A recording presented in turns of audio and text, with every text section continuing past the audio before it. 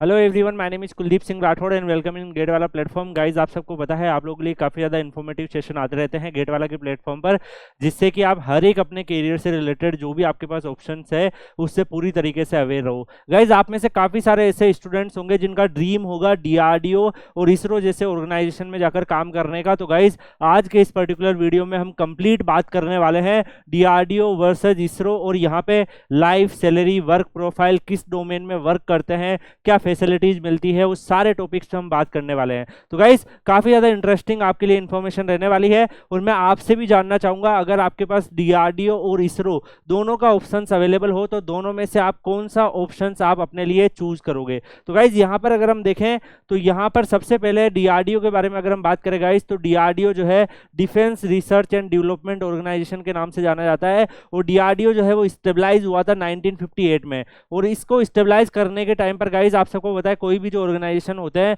कई बार ऐसा होता है कि कुछ सेपरेट ऑर्गेनाइजेशन को मिलाकर एक पर्टिकुलर जो है बड़ा ऑर्गेनाइजेशन बनाने की कोशिश की जाती है, जिसमें मर्ज करने की कोशिश की जाती है। तो यहाँ पर technical development establishment of Indian Army जो है, और directorate of technical development and production DTDP जो है, और डिफेंस साइंस ऑर्गेनाइजेशन जो है, इन सबको मर्ज करके Defence Research and Development Organisation जो है वो आप लोग यहाँ पर बनाया गया था। और अर्ली ईयर में डीआरडीओ का मेन फोकस रहता था कि इंडोजेनियसली डिफेंस टेक्नोलॉजी को बनाए, और जो फॉरेन कंट्रीज है, फॉरेन सोर्स है जहां से हम लोग इंपोर्ट करते थे वेपन्स वगैरह को, या फिर जो डिफेंस से रिलेटेड टेक्नोलॉजी को, उसको रिड्यूस किया जा सके। तो उसी डोमेन में डीआरडीओ वर्क करता है। और आप में से कई स्टूडेंट को भी पता होगा गाइस, हाल फिलहाल में भी अभी काफी ज्यादा फोकस किया जा रहा है मेक इन इंडिया बनाने का, और हमारी कंट्री जो है वो आप सबको पता है डिफेंस से रिलेटेड काफी ज्यादा जो है इक्विपमेंट हमारी कंट्री खरीदती है। अभी भी हम लोग जो है काफी ज्यादा इंपोर्ट पे डिपेंडेंट है, बट स्लोली अगर आप देख पा रहे हो कि इंपोर्ट से हटकर हम लोग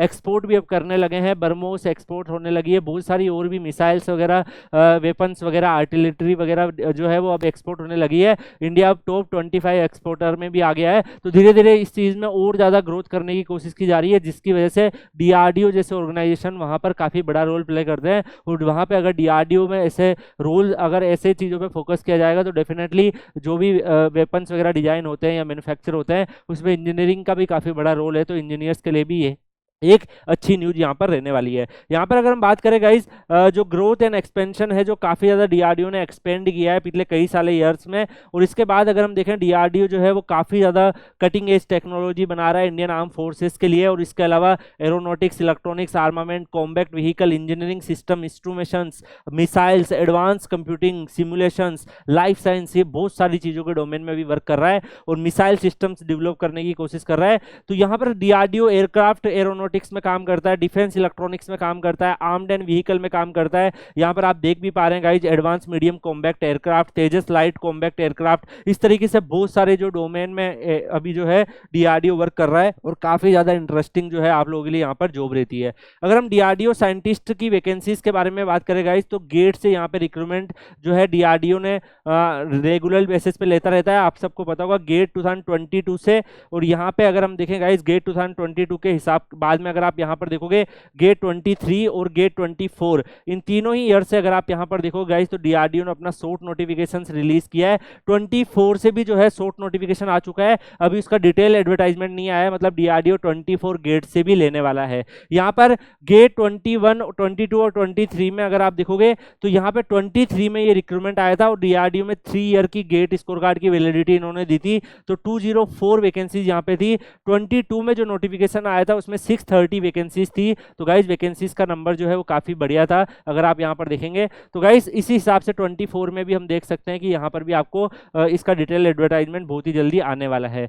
डीआरडीओ के बारे में अगर हम बात करें गाइज, तो डीआरडीओ जो है बीच में अगर आप देखोगे कई बार डीआरडीओ ने रिक्रूटमेंट करते वक्त क्या किया था कि वहां पर उसने अलग से सेपरेटली पहले गेट स्कोर कार्ड के बेसिस पे बच्चों को शॉर्टलिस्ट किया, और फिर उनका एक रिटर्न टेस्ट हुआ था जो कि इंजीनियरिंग सर्विसेज के मेंस एग्जामिनेशंस की तरह दिखता था। और उसी तरीके के पैटर्न पे हुआ था, उसी तरीके का सिलेबस था, तो वो पेपर हुआ था, फिर फाइनली इंटरव्यू के लिए शॉर्टलिस्टेड करके डीआरडीओ ने बच्चों को लिया था। लेकिन अगर आप लास्ट रिक्रूटमेंट के बारे में देखो गाइस, तो तब जो डीआरडीओ ने इस चीज को चेंज किया और डायरेक्टली गेट स्कोर कार्ड के बेसिस पर इंटरव्यू के लिए बच्चों को शॉर्टलिस्टेड करके इंटरव्यू के लिए बच्चों को कॉल किए। तो अभी 23 का प्रोसेस अभी भी चल रहा है, जैसे ही वो प्रोसेस कंप्लीट होता है 24 का प्रोसेस स्टार्ट हो जाएगा। और इसके रिगार्डिंग मैंने ऑलरेडी एक वीडियो बना रखा है कि डीआरडीओ के अंदर जो है वो डिले क्यों हो रहा है, जो भी वैकेंसीज वगैरह आ रही है, तो वो वीडियो भी आप चेक कर सकते हो। इसके अलावा डीआरडीओ में अगर आप देखो गाइस, गेट स्कोर कार्ड के बेसिस भी साइंटिस्ट की पोस्ट निकलती है, तो अभी 24 से भी शॉर्ट नोटिफिकेशन अनाउंस हो रखा है, उसका डिटेल एडवर्टाइजमेंट जब आएगा तो आपको गेट वाला के प्लेटफॉर्म पर मिल जाएगा।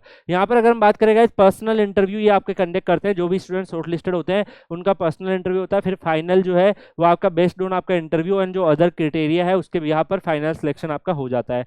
नेक्स्ट अगर हम बात करें गाइस, आपको डीआरडीओ के बारे में काफी सारी इंफॉर्मेशन यहाँ पर मिली होगी। अब डीआरडीओ के बारे में यहाँ पर अगर हम बात करें गाइस, डीआरडीओ का जो सैलरी स्ट्रक्चर है, साइंटिस्ट और इंजीनियर जो एससी पोस्ट है इसमें क्या सैलरी स्ट्रक्चर रहता है, तो गाइस यहाँ पर अगर आप देखोगे साइंटिस्ट इंजीनियर एससी की अगर आप यहाँ पर देखोगे लेवल 10 का सैलरी आपको मिलता है 7 सेंट्रल पे कमीशन के हिसाब से, और अप्रोक्सीमेटली जो सैलरी रहती है गाइस वो 56,000 वाले सैलरी स्लैब में रहती है। तो 56,100 से लेकर 1,77,500 का सैलरी स्लैब रहता है लेवल 10 का। इसके अलावा बहुत सारे allowances, dearness allowances, HRA, transport allowances, बहुत सारे अदर बेनिफिट्स लोकेशंस के हिसाब से भी आपको वहां पर मिलते हैं, एचआरए वगैरह आपको मिलता है, तो काफी सारे बेनिफिट्स आपको यहाँ पर डीआरडीओ की रिक्वायरमेंट में मिलते हैं। इसके अलावा डीआरडीओ के सैलरी स्ट्रक्चर्स में अदर बेनिफिट्स भी आपको मिलते हैं, बहुत सारी medical facility, subsidise housing, leave travel concessions और भी बहुत सारे बेनिफिट मिलते हैं। और गाइस जैसे जैसे आप डीआरडीओ में अपने कैरियर को देखो, जैसे जैसे आप ग्रोथ करते जाओगे डेफिनेटली आपको और भी ज़्यादा हायर पे स्केल पे आप पहुंचते जाओगे। मान लो कि पहले आप लेवल 10 के सैलरी स्लैब में हो, फिर लेवल 11 में इंटर करोगे, लेवल 12 में करोगे, और अगर आप मान लो कि सेम सैलरी स्लैब में भी रहते हो तो हर साल आपका सैलरी जो है 3% एनुअल इंक्रीमेंट उसमें होता जाएगा, और उसी के परसेंटेज के हिसाब से एचआरए और बाकी बेनिफिट्स भी आपके बढ़ते जाएंगे। अगर आपका प्रमोशन हो जाता है तो सैलरी स्लैब आपका वहां पर चेंज हो जाएगा। इसके बाद नेक्स्ट बात करें गाइस, तो यहाँ पर जो नेक्स्ट आपका जो ऑर्गेनाइजेशन है, हमने इस पर्टिकुलर वीडियो में डीआरडीओ और इसरो को कंपेयर करने की कोशिश करी है। आप लोग अगर चाहोगे तो आगे भी मैं ऐसा वीडियो प्लान करना चाहूंगा। आप लोग किस पर्टिकुलर ऑर्गेनाइजेशन में आप कंपैरिजन चाहते हो, पीएसयूज में कंपैरिजन चाहते हो, आईआईटीज में कंपैरिजन चाहते हो, तो कमेंट सेक्शन में बताइएगा कि सर आप इनको कंपेयर करके हमें बताइए इनका पर्टिकुलरली क्या क्या आपका जो है सर, आप ओएनजीसी आईओसीएल को कंपेयर करिए, ओएनजीसी एनटीपीसी को कंपेयर करिए, और भी ऑर्गेनाइजेशन को कंपेयर करिए। तो अगर क्या आप लोग ऐसे कंपेरिजन चाहते हो जिससे आप जब आपको अगर मान लो दोनों से ऑप्शन आपके पास बने तो आप एक राइट डिसीजन ले पाओ, तो कमेंट सेक्शन में बताइएगा। यहाँ पर अगर हम इसरो के बारे में बात करें गाइस, काफी स्टूडेंट जानते होंगे इसरो जो है इंडियन स्पेस रिसर्च ऑर्गेनाइजेशन के नाम से जाना जाता है, और 1969 में इसको फाउंड किया गया था by doctor Vikram Sarabhai.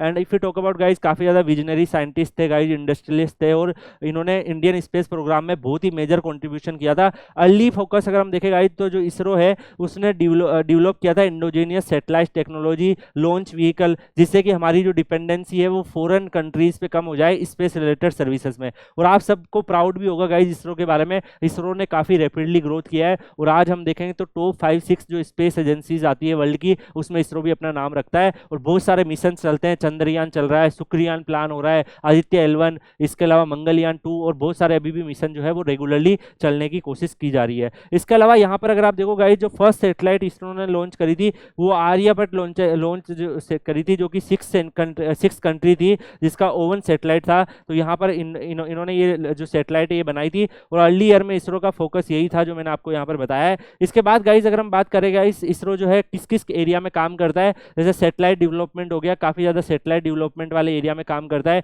INSAT series, GSAT series, IRS series बहुत सारे चल रहे हैं। अभी तो आप सबने देखा होगा रीयूजेबल व्हीकल पे भी काफी ज्यादा चल रहा है, उस पर भी काफी ज्यादा ग्रोथ करने की कोशिश की जा रही है। स्पेसएक्स जैसे अपने जो लॉन्च व्हीकल है उसको वापस अर्थ में लेके आ जाते हैं, और फिर उसी से वापस उसको थोड़ा बहुत मॉडिफाई करके फिर नए जो है उसी से सैटेलाइट वगैरह लॉन्च होते हैं। तो ऐसा ही इसरो भी रीयूजेबल लॉन्च व्हीकल ट्राई कर रहा है, अभी काफी ज्यादा उस पर प्रोग्रेस चल रही है। इसके अलावा हमारा अंतरिक्ष स्टेशन बनाने की भी कोशिश की जाएगी। इसके अलावा अगर आप देखो गगनयान मिशन आने वाला है। आपको इसरो में कितने बच्चे ऐसे जिनका इसरो में इंटरेस्ट है ज्वाइन करने का, कमेंट सेक्शन में बताइएगा। बाकी गाइज इसरो ने बहुत सारे इंडोजेनियस लॉन्च व्हीकल भी बनाए हैं, जैसे कि पोलर सैटेलाइट लॉन्च व्हीकल। इसके अलावा अगर आप यहाँ पर देखें गाइज जियो सिंक्रोनस सेटेलाइट लॉन्च व्हीकल। इसके अलावा आप यहाँ पर देखेंगे तो और भी बहुत सारे जो है GSLV PSLV बहुत सारे यहाँ पर चल रहे हैं प्रोजेक्ट वगैरह। इसके अलावा इंटरप्लैनेटरी मिशन में भी काफ़ी ज़्यादा इसरो ने वर्क किया। मंगलयान जो है हम फर्स्ट अटेम्प्ट में ही फर्स्ट एशियन कंट्री थी जो मार्शन पे पहुंच चुकी थी,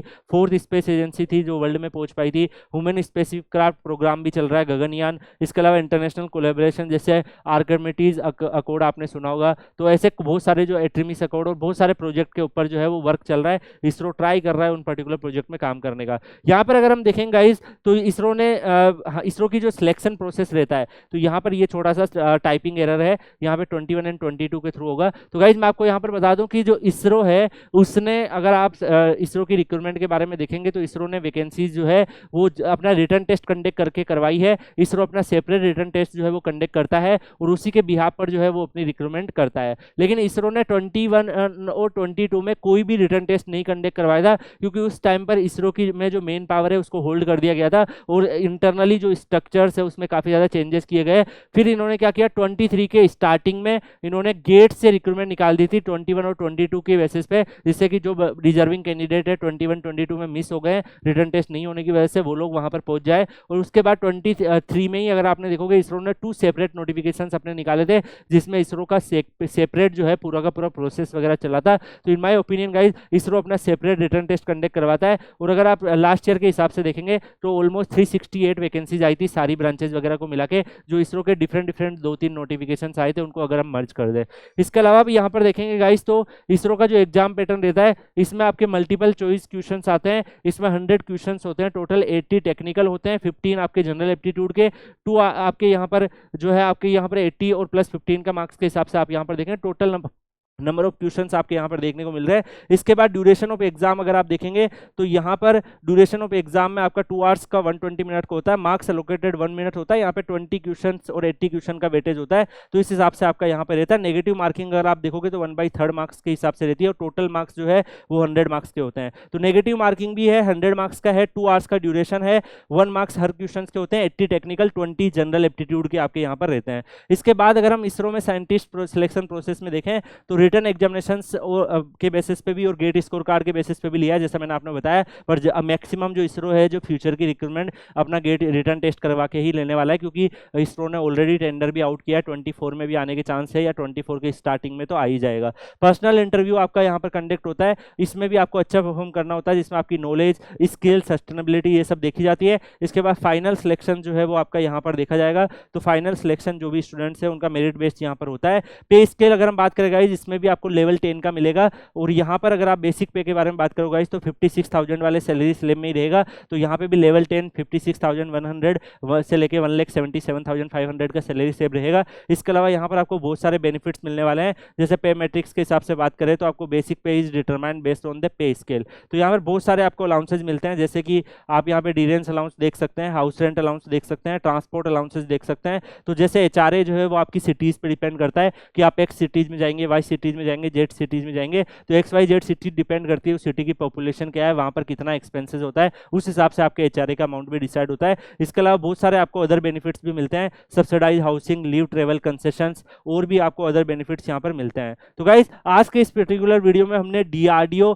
वर्सेज इसरो का कंपेरिजन देखा। आप लोग फ्यूचर में किस पर्टिकुलर ऑर्गेनाइजेशन के बीच में कंपेयर चाहते हैं, जो गेट से रिक्रूटमेंट करते हैं या फिर इंजीनियरिंग स्टूडेंट्स के लिए जो ऑर्गेनाइजेशन है, तो कमेंट सेक्शन में बताइएगा। IITs का कंपेरिजन चाहते हैं, NITs और IITs का कंपेरिजन चाहते हैं, आप PSUs का कंपेरिजन चाहते हैं, किसी अदर ऑर्गेनाइजेशन का कंपेरिजन चाहते हैं, तो कमेंट सेक्शन में बताइएगा। अगर आप लोग इंटरेस्टेड होंगे तो गाइज इस तरीके के और भी वीडियो हम लोग बनाने की कोशिश करेंगे। बाकी गाइज आई होप सो कि आपको बहुत सारी इन्फॉर्मेशन इस पर्टिकुलर वीडियो में मिली होगी। आपको इस पर्टिकुलर इन्फॉर्मेशन आपके लिए कितने फायदेमंद है कमेंट सेक्शन में बताइएगा। बाकी Kuldeep sir _PW Telegram channel Telegram पे सर्च करके ज्वाइन कर लीजिएगा। वहाँ पर कई सारे जो बच्चे हैं DRDO इसरो की प्रिपरेशन कर रहे हैं, तो आप भी अगर उस स्ट्रॉन्ग स्टूडेंट कम्युनिटी का पार्ट बनेंगे तो डेफिनेटली आपको भी बहुत कुछ सीखने को मिलेगा। इसी के साथ इस वीडियो को यहीं पे एंड करते हैं, मिलते हैं नेक्स्ट वीडियो में किसी और अपडेट के साथ। तब तक के लिए good bye, take care, see you.